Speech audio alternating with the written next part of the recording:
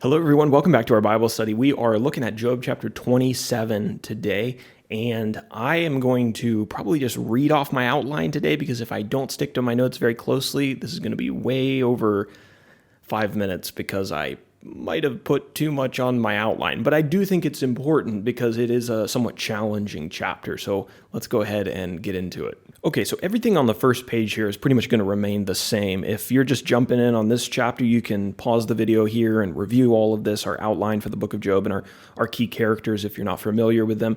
But for most of you that have been studying along with us, same stuff that we've been talking about for the last 20 chapters or so. We're in the second section of the book. Job and his friends are our key characters. So let's get over to page number 2, and you will see that it is rather dense today.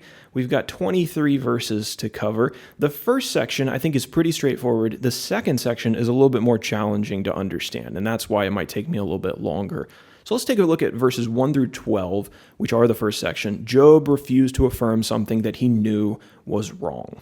Job remained completely unconvinced by his friend's arguments, and he remained completely convinced of his own innocence, and said that he would go to his grave before allowing his friends to guilt him into acknowledging that he was being punished by God. He said, quote, "As long as my breath is in me and the Spirit of God is in my nostrils, my lips will not speak falsehood and my tongue will not utter deceit." That's verses 3 and 4. So Job felt like the greatest sin and injustice that he could commit at that moment was actually to say that his friends were right, to affirm their warped view of God's justice, because he felt like they were misrepresenting God. He strongly rebukes his friends. He calls them wicked and unrighteous. So they're saying that he's the wicked and unrighteous one. He's saying, no, you're the wicked and unrighteous ones. They were the ones who were falsely accusing him and misrepresenting God. And obviously God takes both of those things very seriously. So he kind of points the finger back at them. Up to this point, Job's friends had assumed the role of teachers. Like they had wisdom to share with Job. But now Job tells them that he's going to teach them and enlighten them on the true nature of God's justice. Okay, so that brings us to section number 2, verses 13 through the end of the chapter, the fate of a wicked man with God. So in this section, Job almost sounds like his friends. In this section, Job describes how God deals with wicked men. This section is tricky, and I found, luckily, well, it makes me feel better, that I was not the only one who had trouble really making sense of this. If you read commentaries, they're kind of all over the place. Some people have ideas that these words should actually be attributed to one of Job's friends and not him. There's various interpretations for how to interpret it if Job is the speaker here. So it is very challenging, and I would encourage you to, if you have time, to look into other interpretations, but hopefully what I'll present here at least gives you one way to look at the text. The section is tricky because it almost appears like Job is agreeing with his friends that God always punishes wicked people. It's almost as if Job has been converted to his friend's viewpoint. But of course, we know that that isn't the case because of what we just read and everything that we've read that Job has said previous to this. Job talks about how God will crush the wicked, destroy their houses, take their riches, afflict them with diseases, and sweep them away to be remembered no more. So what is he saying? I mean, that's what Eliphaz, Bildad, and Zophar have been saying this whole time. My understanding of this section is to see it as Job acknowledging that he could agree with his friends in a sense. Yes, absolutely. God sometimes does send those kinds of punishments on the wicked.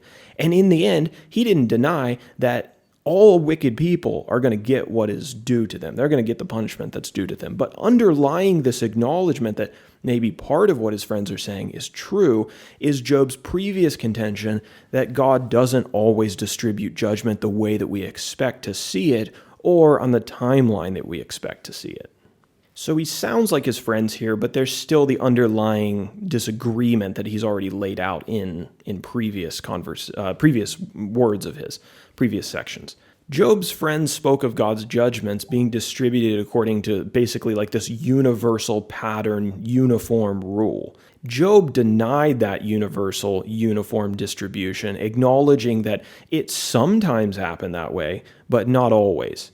And it certainly wasn't the case that everyone who suffered was under the judgment of God. He's made that clear in the beginning of the chapter. He had no problem acknowledging the fate that God had stored up for the wicked. They were all going to get what was coming to them. He just wouldn't accept an oversimplified view of how that happened. And that's what his friends were trying to get him to do. So hopefully if you read that and you were a little bit confused, hopefully that brings some clarity in at least one way to interpret the text. Let's go down and talk about our application now. Sometimes the worst response to conflict is to go along to get along. Job absolutely refused to accept his friend's viewpoint because he thought it warped God's nature, and he wasn't willing to come to a compromise with him just to end the conflict. Some are so conflict averse that they'll do almost anything to end an argument and get back to peace. Right? Our culture kind of tells us that to disagree with someone, to have a disagreement with somebody, that's like the worst thing. We should all just be tolerant of everybody's ideas, right? So conflict, ooh, boo, that's bad. Some people will forfeit almost any position when someone opposes them because they consider conflict to be the worst thing in the world. And in recent years, we've seen churches compromise key tenets of the gospel because the culture has deemed them to be controversial. So they kind of, shift their beliefs a little bit and go along to get along. It isn't uncommon, even for members of the church, to fall in line with unbiblical doctrines that distort God's church because they don't want open conflict with other members who maybe support those erroneous doctrines.